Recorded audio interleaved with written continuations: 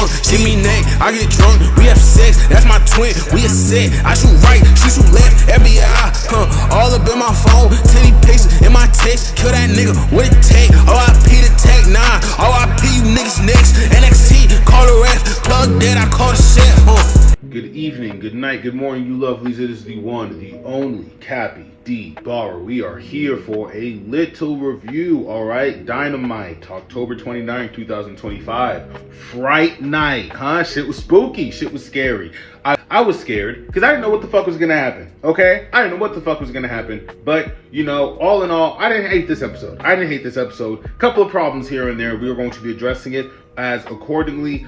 First match out the gate, though, I enjoyed thoroughly Darby Allin and Orange Cassidy, as some fans, you know, have so elegantly dubbed him Pockets McGee. I'm a big fan of Pockets McGee. Can't cap on that. Versus Garcia and Utah Wheeler. Danny Garcia is getting very sharp in that ring. He's only going to keep getting sharper. Utah Wheeler as just kind of like the shit-eating heel. Not upset with it. Orange Cassidy goes out there. He pops the crowd. Darby Allin, he picks up the pin. Very simple premise here. There isn't like a jumping from the Death Riders after. Kind of save that for later in the show, so it makes sense. I didn't hate this. All in all, though, it fit. Everything was pretty concise, in my humble opinion. And what I find to be the most interesting is Darby's connection to the Death Riders.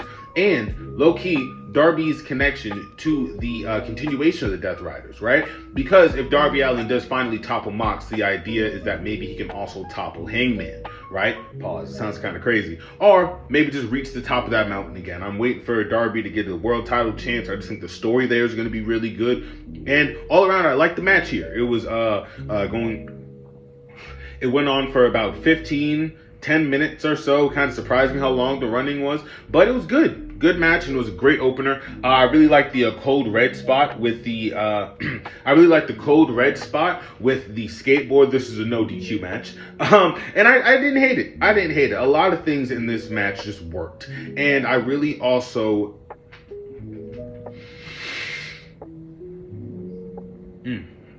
a lot of things in this match just worked. There was like a couple of things, like there was a bit of like a slow breakup, and the production could have been like a tiny sharper, but like it could have been like a tiny bit, and the production could have been a bit sharper, but it was a funky little match, and I had fun, man. It was cool, all right? Next, we had Hook giving a promo about how he is going to be going into this Fatal 4-Way. He'll be taking no bullshit, and he'll be making sure that Samoa Joe is his prime target, all right? Samoa Joe was going to be his prime off after Samoa Joe showed the world who Samoa Joe really is. Hook is getting a bit of a medium push right now. There's a lot of discussion online around Hook. People aren't fans of him or of his like wrestling style. People don't like his promos. I'm a fan of Hook. I don't know, the presentation, the hand wraps, you know, I think his just I'm a wrestler, I'm a brawler. I don't do the super like I'm a wrestler, I'm a brawler, I'm not Will Ospreay, I'm not Kenny Omega. You know, like I throw hands. It works. It works for me.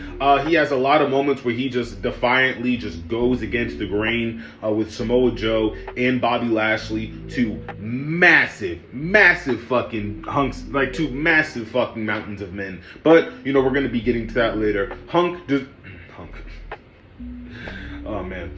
Hook deserves a lot more, and honestly, I think Hook with the TNT title run could do wonders. It could do wonders, all right? Maybe even you sit here and you put him in an alternate promotion, kind of like with Queen of Minida and DPW. We're going to be getting to Queen of Minida very soon. I don't know. I see a lot of potential in Hook. I'm looking forward to seeing more from him. Next on the card, we get a 4-way tag-way between Jet Speed, the Young Bucks, FTR, and the one, the only Luchasaurus. Whoa, whoa, whoa, whoa, whoa. Whoa, whoa, whoa, whoa, whoa. Listen, man, it was good. It was good. This was a fucking amazing match. I literally put on my notes, it was like, this is mud show carny bullshit. And it's great. And it's fucking amazing. Listen, the choreography and the simple foot placements and the pacing from these gentlemen, all 8 of them, God tier. FTR, they end up picking up a win. But I mean, from the decor to everything that goes in with the chemistry and all the participants in this match, it's very, very, very good. I really like the comms. Stokely's on there just kind of trash talking Jet Speed and Luchasaurus for being so athletically talented. They're like, look at them showing off, having a good time, like a bunch of fucking carny doofuses. I don't know. I liked it, bro. It was really fun. Really, really fun. The near falls and the fucking performances, bro, fucking insane. There is a lot of really great near falls in this match.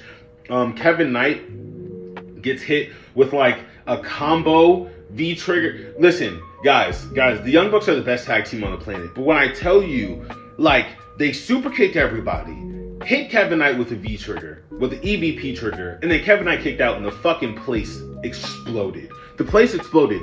That was one of the first kickouts, right? The second kickout, I think, was on the behalf of, I think it might have been like Speedball Mike Bailey, maybe, where he kicks out, or Jack Perry.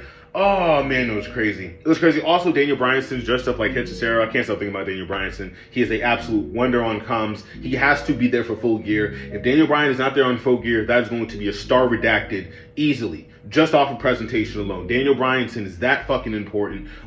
Really fucking fly match though. FTR, as I said, they do end up picking the W, meaning that we're going to be getting FTR versus Brodino for full gear in New Jersey. I'm not too upset about that. What I know is going to happen most likely is a title change on some behalf with one of these champions. If it's Brodino and FTR, I'm not mad. I've told you guys once and I'll tell you guys again, FTR, in my humble opinion, is at least top 5, top 3 tag teams in the world. Young Bucks are obviously on that tier as well. I mean, they're different, man. Different kind of fucking performers in the FTR, Young Bucks, Jurassic Express, and Jet Speed. All of them deserve their flowers. Jet Speed also, reasonably, if FTR goes over, Brodino says, hey, I have an injury, Imano, right? We're just going to have to figure it out. Maybe you can push Brody into a singles career for a while Brodino kayfabe heals up.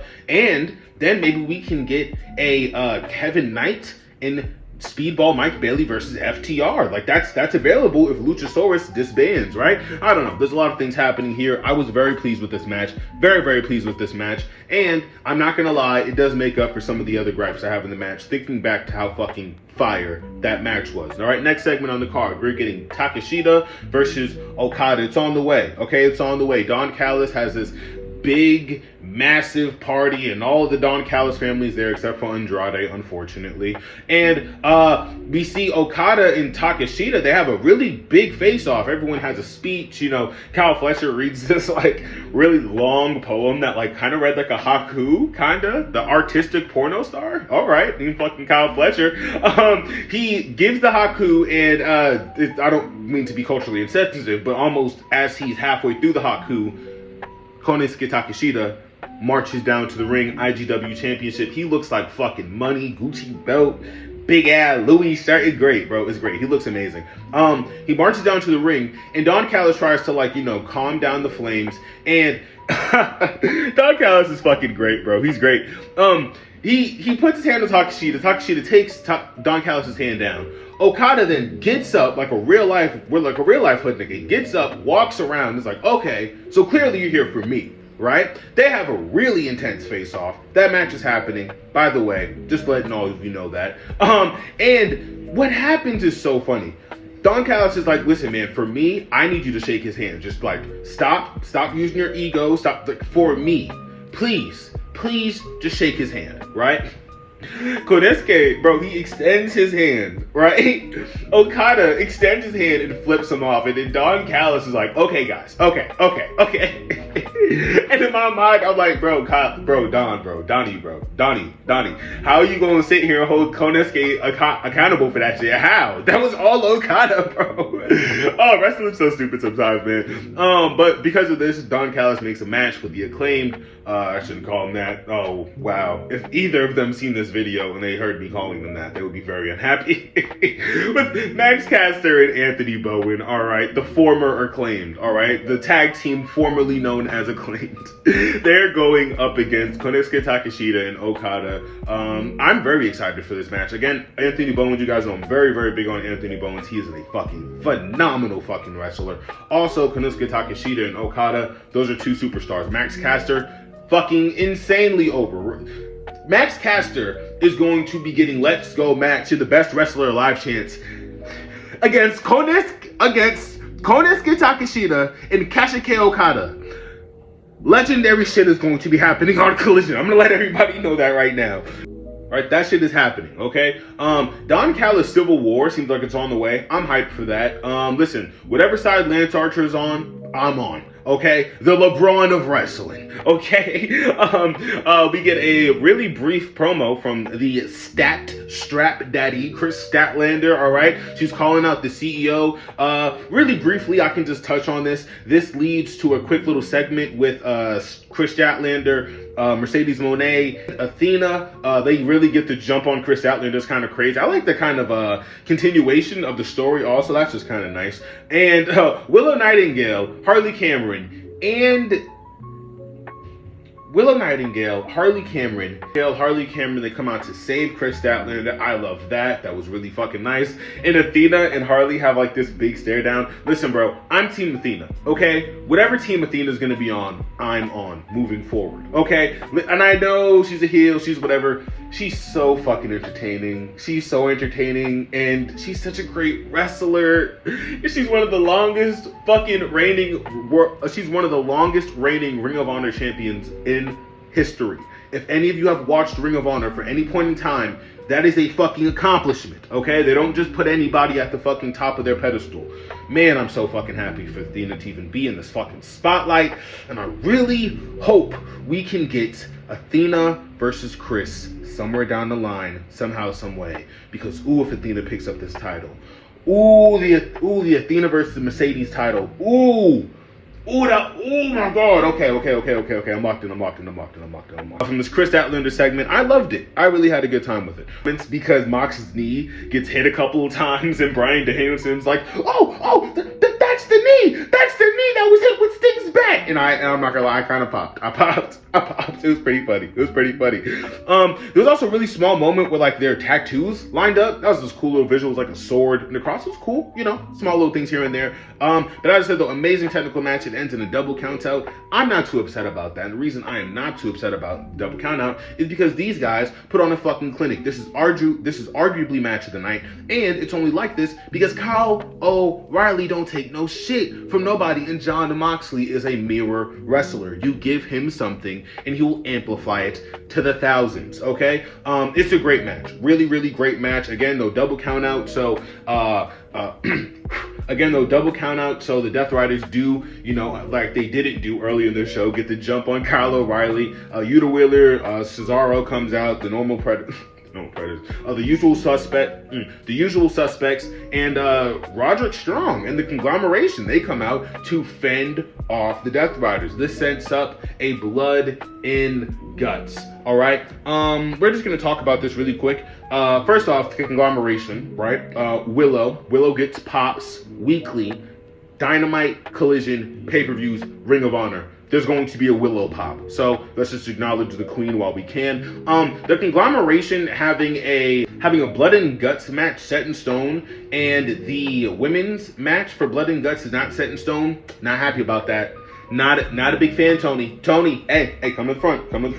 Not a fan at all. The women in that locker room, they deserve it. They've been working their ass off, and some would even say that they've been saving some of these fucking collisions, okay? It's not the fucking right choice. I need the women to be properly represented and properly pushed in this company, all right? Hopefully Hangman could do a little bit of backstage. Do a little bit of backstage politicking for your boy, okay?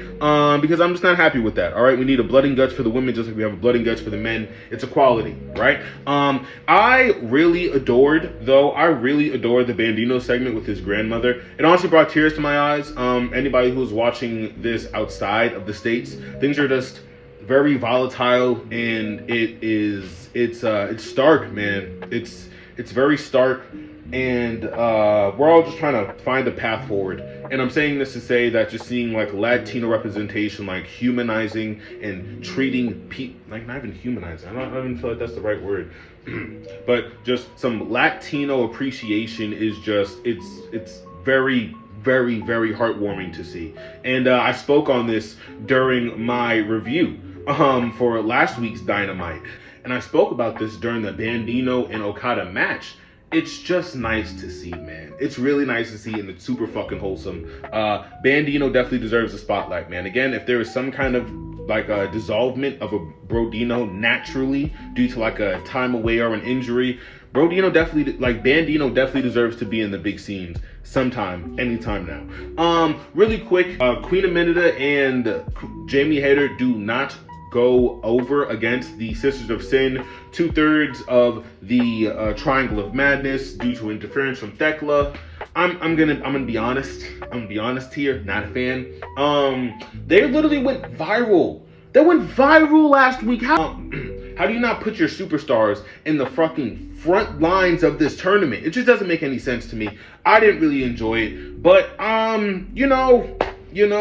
trying to figure it out as we can. I really do believe that this is a adjustment, being that like Penelope Ford, Megan Bain's partner, is injured. I believe that maybe they were planning to go under, but I don't know. I think this injury is just trying to, I think this one injury fucked up the entire tournament. No disrespect, obviously, to Penelope Ford. There's nothing you can do. It's the nature of the game. But Tony Khan definitely had to make some executive decisions on the fly. So, oh man, but that makes me unhappy, man. Not a fan. Not a fan of that at all. But we'll see where that ends up. Women's wrestling is back. This was a good match, and I was not upset with this match. I also really like Megan Bain and Marina Shafir teaming up. I know that that's going to do numbers. That's going to be primetime television. Marina Shafir is also the Defy Women's World Champion. Shout out to her, and it's just good shit. Good shit all around from them. I really enjoyed the Fatal 4-Way between Hook, Ricochet, and Samoa Joe with Bobby Lashley. As I stated earlier, Hook really had some really nice moments to Defiance as a Hook pop. Let's fucking go. But it was good, man. It was really, really, really good. Stories being told here. There's a lot of history between Hook and Samoa Joe. There's also a lot of history between Bobby Lashley and Samoa Joe. There's a lot of history between Bobby Lashley and Ricochet. I like this, man. It was good. Hook, he was a fan favorite for at least a good fifth of this match, good fourth to fifth of this match. He was a fan favorite before everyone remembered that Samoa Joe had to go over because of Hangman's promo on Collision. This is just all a bunch of backstage politics. What we will be getting to, though, is the graps, okay? Ricochet went fucking insane, all right? And if Bobby Lashley, just as Brodino, can find a natural dissolvement, Bobby Lashley and Shelton Benjamin either need to be co-champions, with Shelton Benjamin as international or unified and Bobby Lashley as the world champion, and that's just the dynamic, that's what's going on, or they go their separate ways and Shelton becomes the unified international champion, whatever, and Bobby becomes the world champion separately, because they're deserving of it. And fuck, are they capable. It's insane. It's insane, man. I'm having so much fun watching Bobby just do his fucking thing. Also, Ricochet going fucking bad shit. Hook was performing very, very cleanly. There's a bit of a viral moment where it wasn't too bad. He did pretty solid. He did pretty solid for the majority of this match. He kind of flubbed up, getting over the ropes, and Bobby was top of his lungs. Calm down! It was like him trying to little bro Hook. I don't know. I liked it. I didn't mind it. The commentary kind of made light of it. It was nice, man. This is a very, very nice match. Bobby Lashley, Ricochet tries to pull the wool over Bobby Lashley and the ref's eyes. But, Bobby Lashley is like, okay, well, there's only one person back here with the chair, right? So, must have been you. And he chases down Ricochet with these 5 seconds that Bobby Lashley is away from the ring. Samoa Joe hits a Komodo clutch, and Hook passes out. I do think that Hook passing out was just the right decision. And I also really liked what happened after, man. Hangman, he comes out dressed like fucking Tony Schiavone, right? In my mind, I'm like, is Hangman doing a fucking Tony Schiavone impression?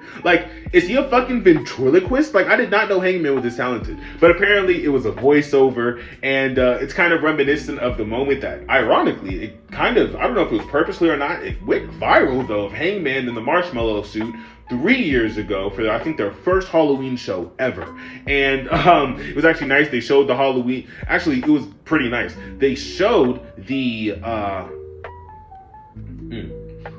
was actually pretty nice. They showed a couple of costumes from the past years while the Young Bucks were walking out. I think that was kind of cool. There's a lot of things about this Dynamite to enjoy, man. A lot of things about this Dynamite to enjoy. What I will say, though, is that I want more women's wrestling on this show, period. I want to push for Queen Aminata, period. And I want Willow to get a goddamn championship, because fuck is she deserving of it. And all in all, what I can say is that this Dynamite was pretty good. I'm really not fucking with that Queen Aminata exit, though. I'm not, like, I hate that. I hate that. Also, Jamie Hayter. Like, Jamie Hayter's fucking amazing. Okay, you know what? It's fine. It's fine. This video is long enough, okay? This is Dynamite, Fright Night, October 29, 2025. All right, it's me, your boy, Cappy D. Barra. All right? I'm sorry I sound a little bit of low energy, but, you know, it's a little gloomy outside, so I'm trying to match the weather, huh? I'm a little bit of a chameleon like that. All right? Y'all stay tuned. Y'all stay safe. Y'all stay beautiful. Peace.